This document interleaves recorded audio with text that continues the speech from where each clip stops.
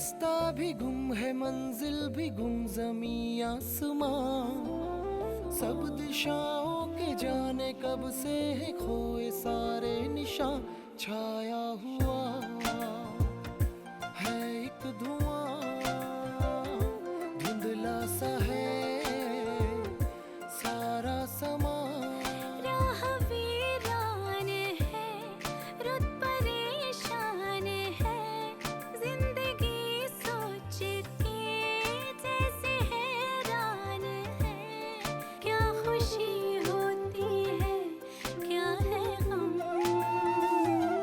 ये कहाँ आ गए हम, ये कहाँ आ गए हम। नदी ने शादी के लिए हाँ कह दी डैड। लेकिन इसमें जल्दी किस बात की है? मुझे लगता है कि हमको निधि को थोड़ा वक्त देना चाहिए। नहीं डैड, नहीं। मैं बात करता हूँ निधि से। एक बात पूछूं? हमसे कुछ भी पूछने के लिए आपको इजाजत की जरूरत नहीं है, पूछिए। क्या हम दोनों जिंदगी भर एक साथ एक छत के नीचे रह सकते हैं?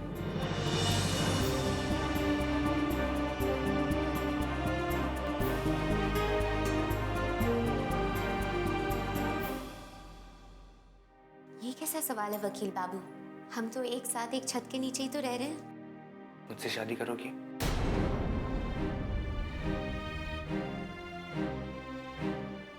ये आज आपको क्या हो गया है? कितनी अजीब बातें कर रहे हैं।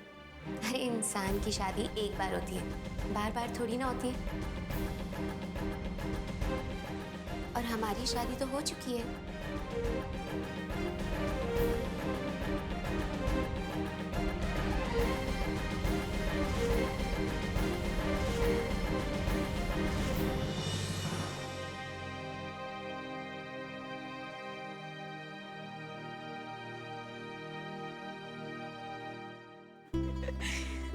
आज तो कमाल ही हो गया।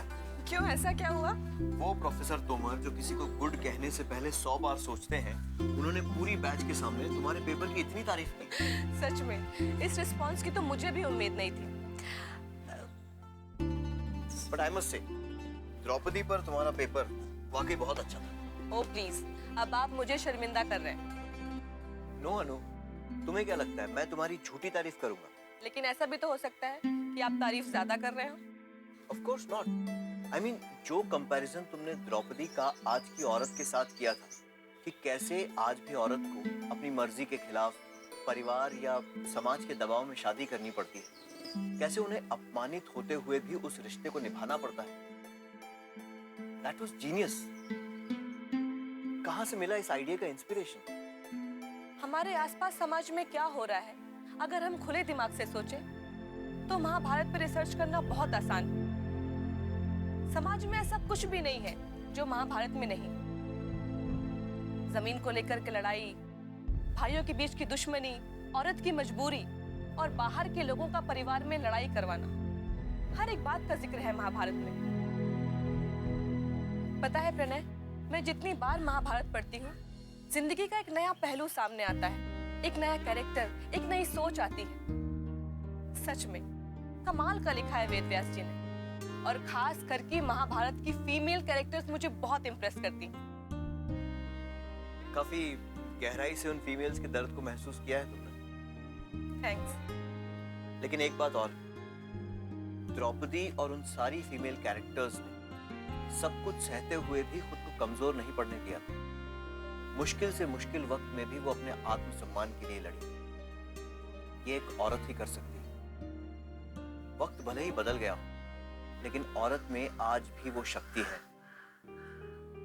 एक ना एक दिन उन लड़कियों के हालात भी सुधरेंगे और ये सब बंद होगा। और हाँ, पेपर लिखते समय इतनी फिक्र मत किया करो, चीजों को थोड़ा वक्त दो, वो अपने आप सुलझ जाएंगी। लेकिन कब आएगा वो वक्त? देर से ही सही, लेकिन आएगा जरूर।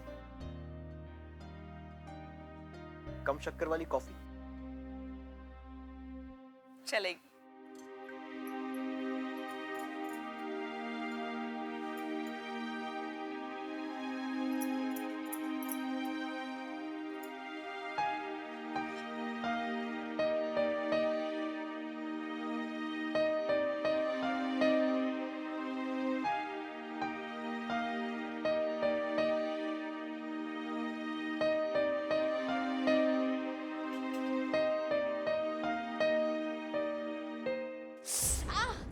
हे भगवान,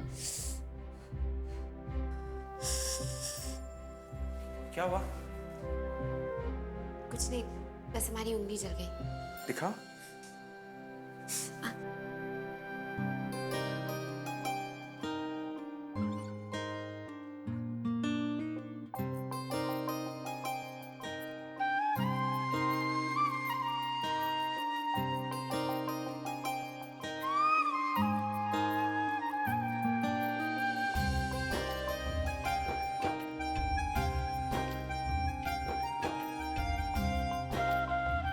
इधर आओ।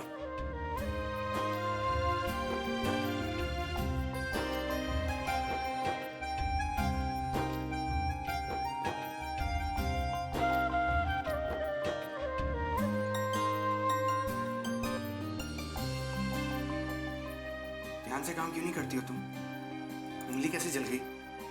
वो हम रोटियां बना रहे थे तो हमारा हाथ गरम तवे पर लग गया।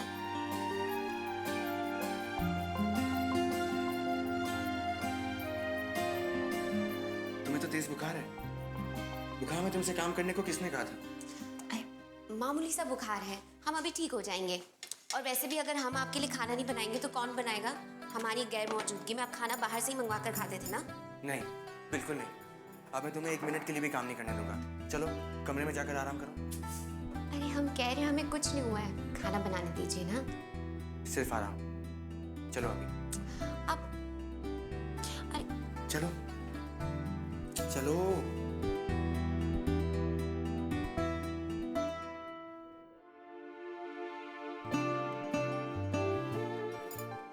आराम से।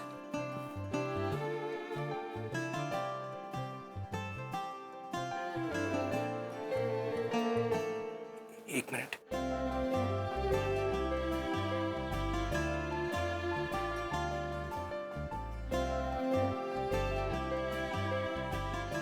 आओ।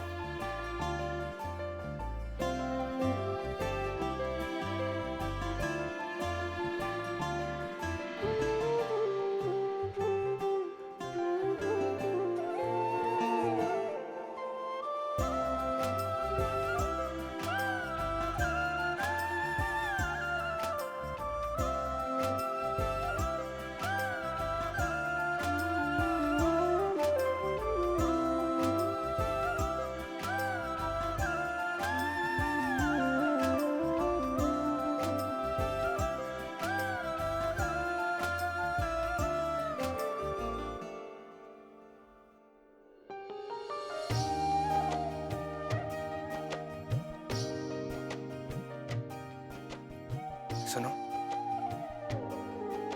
खाना खा लो। आपने तकलीफ क्यों की?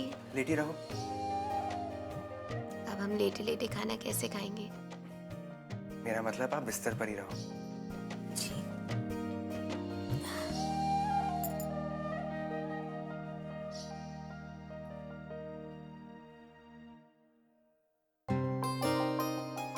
बुखार कम नहीं हुआ तुम्हारा।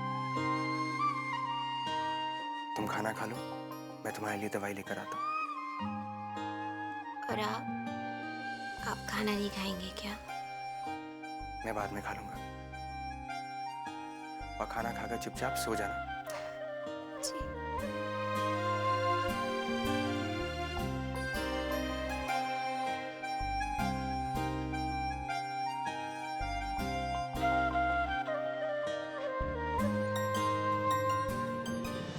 तुम्हारे अलावा और किसी की कोई जगह नहीं है मेरी जिंदगी में, पर उस हादसे में मेरे हिस्से में एक बहुत बड़ी जिम्मेदारी आ गई। ये किस जिम्मेदारी के बारे में बात कर रहे हैं वकील बाबू?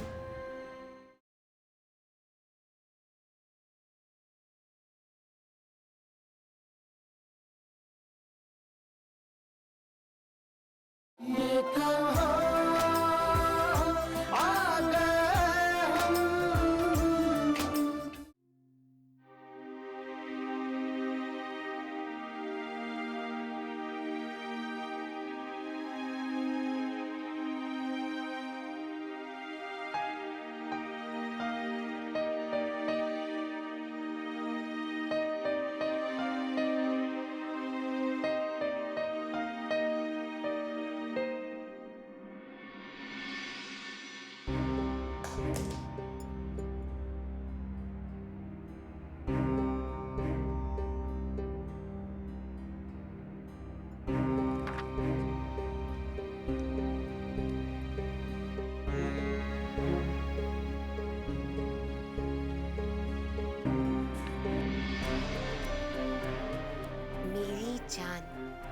इसमें कोई शक नहीं है कि मैंने सिर्फ और सिर्फ तुमसे प्यार किया है और शादी भी मैं तुमसे करना चाहता हूँ। तुम्हारे अलावा और किसी की कोई जगह नहीं है मेरी जिंदगी में। पर मेरे साथ एक बहुत बड़ा हादसा हो गया और उस हादसे में मेरे हिस्से में एक बहुत बड़ी जिम्मेदारी आ गई।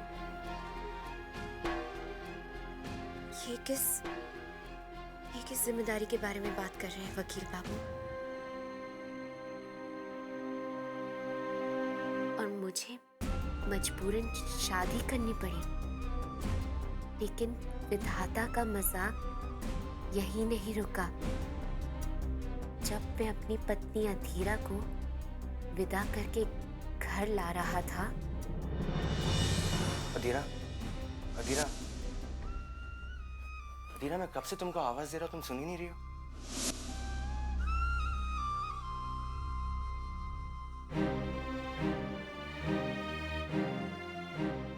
और मैं अपनी पत्नी के धोखे में किसी और को घर ले आया।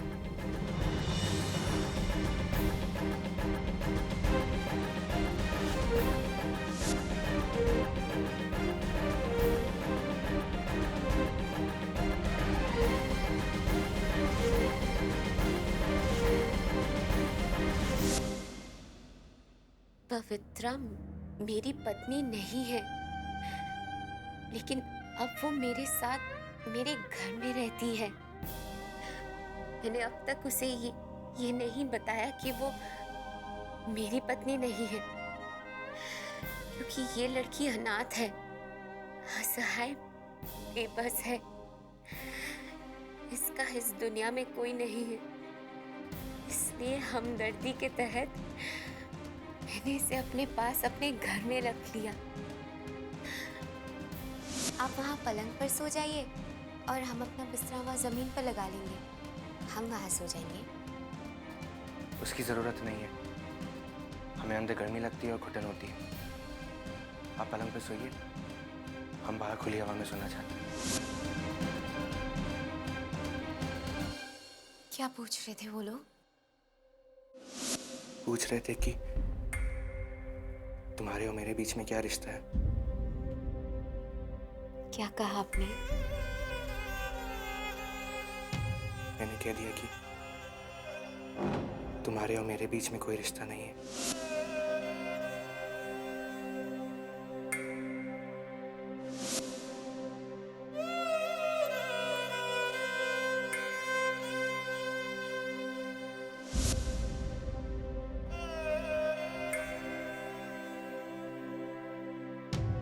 बहुत जल्द मैं इसे इसके पति को सौंप दूंगा।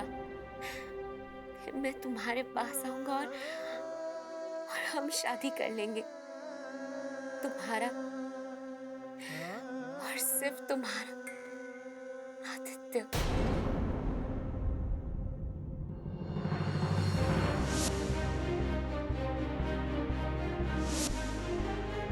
हे राम, कितनी बड़ी भूल हो गई हमसे। हम एक अनजान गैर मर्द को अपना पति समझ बैठे।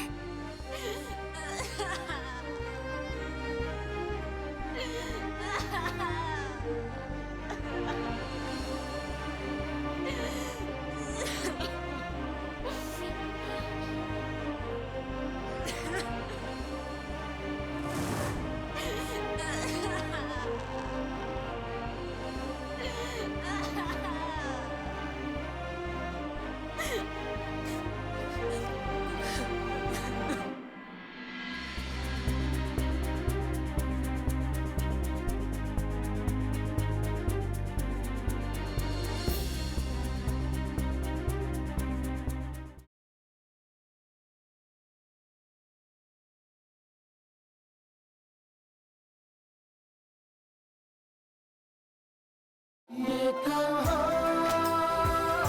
आ गए हम।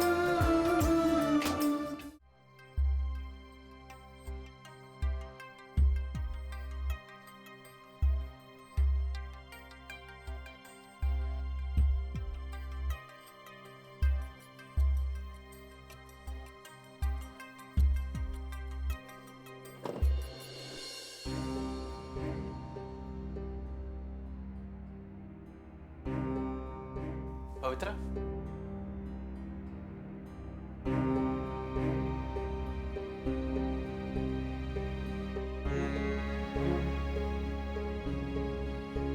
कहाँ चली गई?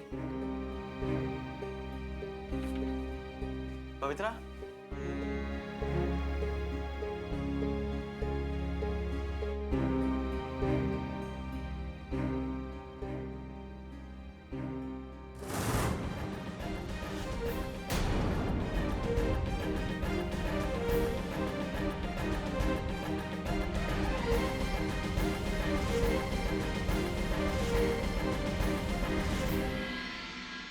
वकील बाबू, हमने भगवान के बारे में सिर्फ सुना था, लेकिन आपके रूप में हमने साक्षात भगवान के दर्शन किए हैं। कौन कहता है कि कलयुग में अच्छे इंसान नहीं होते? आपसे मिलने के बाद हम दावे के साथ कह सकते हैं कि आज के इस फरेबी, मतलबी और स्वार्थी दुनिया में भी अच्छे इंसानों की कमी नहीं है। हमने तो जन्म से लेकर अपनी शादी तक सिर्फ तिरस्कार, घृणा और नफरत ही देखी थी। प्यार के बारे में सिर्फ सुना था। जिस दिन से आप हमारी जिंदगी में आए, हमारी जिंदगी के मायने ही बदल गए। आपने जितनी हमदर्दी, जितना अपनापन हमें दिया वकील बाबू, हमें तो सब कुछ मिल गया। हमें पहली बार एहसास हुआ इज्जत क्या होती है। आपने जिंदगी से हमारा परिचय करवाया। अब हमें जिंदगी से और कुछ नहीं चाहिए। वकील बाबू, आपकी डायरी पढ़ने के बाद हमारा सारा भ्रम टूट गया।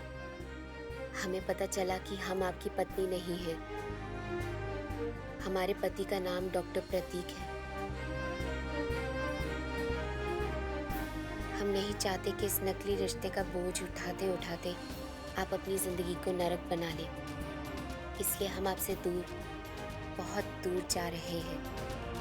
और आप हमें ढूंढने की कोशिश मत कीजिएगा, क्योंकि इसके बाद हम आपको कभी नहीं मिलेंगे। हो सके तो हमें माफ कर दीजिएगा।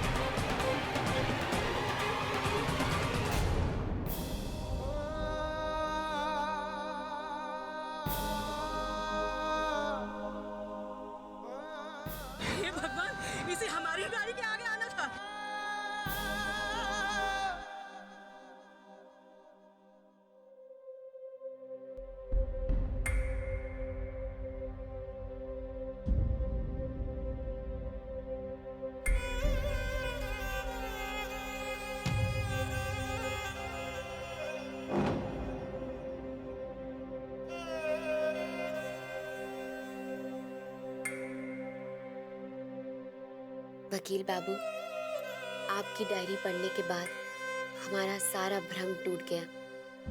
हमें पता चला कि हम आपकी पत्नी नहीं हैं। हमारे पति का नाम डॉक्टर प्रतीक है। हम नहीं चाहते कि इस नकली रिश्ते का बोझ उठाते उठाते आप अपनी जिंदगी को नरक बना लें। इसलिए हम आपसे दूर, बहुत दूर जा रहे हैं। और आप हमें ढूंढने की कोशिश मत कीजिएगा, क्योंकि इसके बाद हम आपको कभी नहीं मिलेंगे। हो सके तो हमें माफ कर दीजिएगा।